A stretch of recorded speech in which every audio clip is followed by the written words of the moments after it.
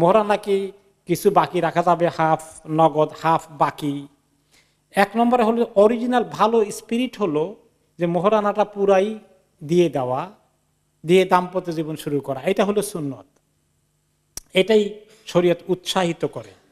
এই জন্য মোহরানাটা এই পরিমাণ ধরতে হবে যাতে করে বার্ডেন না হয়ে যায়, বাকি না রাখতে হয়। তারপরেও কোনো কারণে যদি কেউ অ্যাগ্রি করে দুই পক্ষ কিছু বাকি থাকে এবং অনির্দিষ্টকালের জন্য বাকি থাকে না, মানে এই মুহূর্তে পারছে না, টাকা পয়সা তার হাতে এই মুহূর্তে নাই, কিন্তু তার চিরেই তার কাছে ভালো অ্যামাউন্টের টাকা আসবে, এখন এই মুহূর্তে থেকে গিয়েছে, আন্ডারস্ট্যান্ডিং এর ভিত্তিতে কিছু বাকি থাকতে পারে।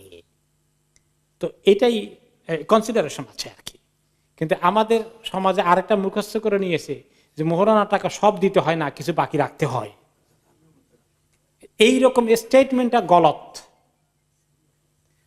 মোহরানা টাকা সব দিতে হয় না, কিছু বাকি রাখতে হয়, এই কথাটা সত্য কথা নয়, এটা মিথ্যা কথা।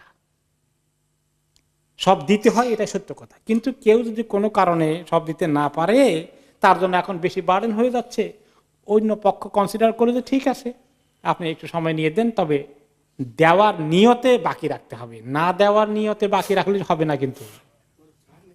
হ্যাঁ, হ্যাঁ দিতে হবে, এবং এটা এটা না চাওয়ার আগেই আপনি দিবেন। আর কেউ কেউ আছে যে চাইলে বাবার মোহরানা চায়, আবার এইরকম যদি আপনার মাইন্ড থাকে, যেটা আমাদের দেশে আছে নর্মালি, মোহরানা 10 লক্ষ টাকা, কয় টাকা দেয়? 1 টাকাও না, উল্টা যৌতুক আদায় করে, কাগজে লিখে রাখে। তো অনেকে বলে যে না এটা দিতে হয় না, লিখে রাখতে হয়। কেন? ছেলের পক্ষে লিখে রাখে, একটু ফুটানি দেখাইলো, না দিয়ে যদি ফুটানি দেখানো যায় অসুবিধা কি? আর মেয়ের পক্ষের তো কোনো ফুটানি নাই, খালি নামই শুনলো, বলে যে দেখা যদি বিয়ে ভাঙতে টাঙতে চায় তখন এটা নিয়ে একটু দরবার করা যাবে। আচ্ছা, এই বিয়ে ভাঙ্গার দরবার করার জন্য মোহরানার টাকা উল্লেখ করতে হাদিসে বলছে নাকি? এটা মহিলার রাইট, তাকে দিতে হবে, দেওয়ার জন্য। আলহামদুলিল্লাহ আমাদের এখানে এই কনসেপ্টগুলো এখন চেঞ্জ হচ্ছে, তাই না? মাশাআল্লাহ, আপনারা দিচ্ছেন, এটা ছড়িয়ে দেন। আমরা এই তফসিরগুলো আমাদের দেশে এখন শুনে অন্যান্য দেশে যারা আছেন সবাই দৃষ্টি আকর্ষণ করে বলছি, খবরদার, এই মোহরানা নিয়ে যে জালিয়াতি হয়, মোহরানা নিয়ে যে প্রতারণা হয়, এগুলো থেকে সরে আসেন।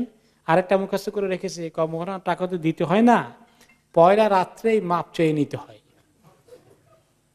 এখন যদি মাপ চায়, এই বেচারি যদি বলে যে মাফ করলাম না, তখন কি আর এই বাসর রাত ঠিক মতো চলবে? যদি বলেন না আমি মাফ করব না, এই বিয়া কি আর টিকার সম্ভাবনা আছে? তো জোর করে মাফ নিবা, মাপ কি জোর করে নিতে হয়, আদায় করতে হয়? মাপ তো কিছু ইচ্ছা করে করবে।